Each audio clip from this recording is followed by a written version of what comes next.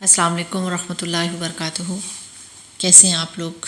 امید کرتی ہوں سب خیریت سے ہوں گے۔ اللہ تعالیٰ ہم سب کو ایمان اور امن کی بہترین حالت میں رکھے۔ اللہ تعالیٰ ہم سب سے راضی ہو جائے اور ہم سے بہترین کام لے۔ آج ایک چھوٹی سی بات جو وہ کہتے ہیں نا، عام سے شخص نے ایسی سکھائی کہ روح تک ہل کے رہ گئی۔ ایک دفعہ ایک بالکل عام سا شخص، اس نے کسی شخص کو پکڑا اور اس کو کہا کہ میں آپ سے 2 باتیں کرنا چاہتا ہوں۔ تو وہ شخص کہنے لگا کہ وہ کون سی بات ہے؟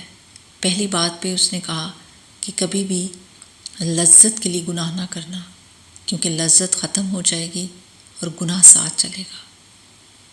تو وہ شخص جب اس نے یہ بات سنی تو وہ اٹھ کر بیٹھ گیا اور کہا دوبارہ کہو۔ کہا لذت کے لیے گناہ مت کرنا، کیونکہ گناہ لذت ختم ہو جائے گی لیکن گناہ ساتھ جائے گا، چلتے چلتے تمہیں میدان حشر تک پہنچا دے گا اور میدان حشر سے تمہیں جہنم تک چھوڑ کر آئے گا۔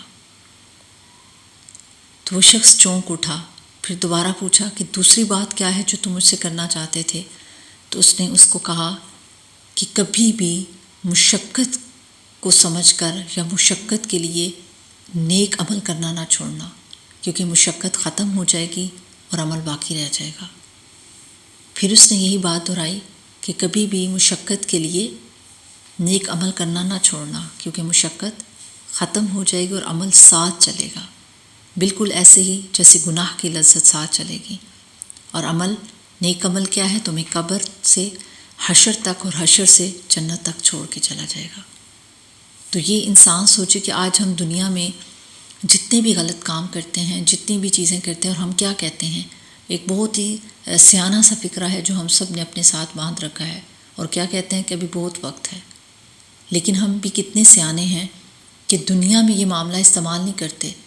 بچہ پیدا ہونے سے پہلے اس کی تیاری کر لیتے ہیں، اس کے کپڑے خرید لیتے ہیں، اس کی چیزیں لے لیتے ہیں، افطار سے پہلے ہی عصر کے ٹائم پہ ہی افطاری تیار کر لیتے ہیں، سردیاں آنے سے پہلے سردیوں کے کپڑے اور دیگر لوازمات اکٹھے کر لیتے ہیں۔ حد تو حد شام کو گھر آتے ہوئے مرد حضرات ڈبل روٹی اور انڈے بھی ساتھ لے کے آ جاتے ہیں کہ صبح کا ناشتہ تیار ہو جائے۔ مگر جب قبر کی بات آتی ہے، جب آخرت کی بات آتی ہے، تو کہتے ہیں جب آئے گی تو دیکھی جائے گی۔ تو جب آئے گی تو دیکھی نہیں جائے گی، اس وقت تو وقت ہی ہاتھ میں نہیں رہے گا۔ تو جب وقت ہاتھ میں نہیں رہے گا تو اللہ کے سامنے کیا لے کے جائیں گے؟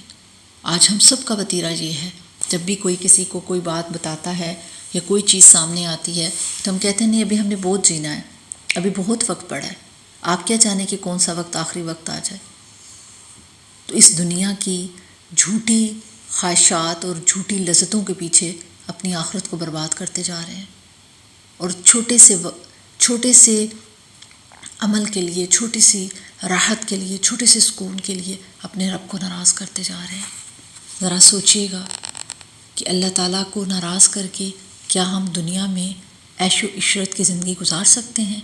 کیا آخرت میں رب کے بغیر رہ سکیں گے؟ جبکہ رب کے سوا سب چیزیں ختم ہو جائیں گی۔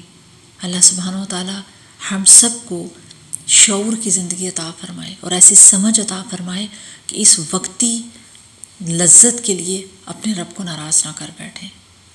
تو یہ ہم سب کے لیے لمحہ فکریہ ہے، اور سوچیے گا ضرور۔ اللہ تعالیٰ ہم سب سے راضی ہو جائے۔ السلام علیکم ورحمۃ اللہ وبرکاتہ۔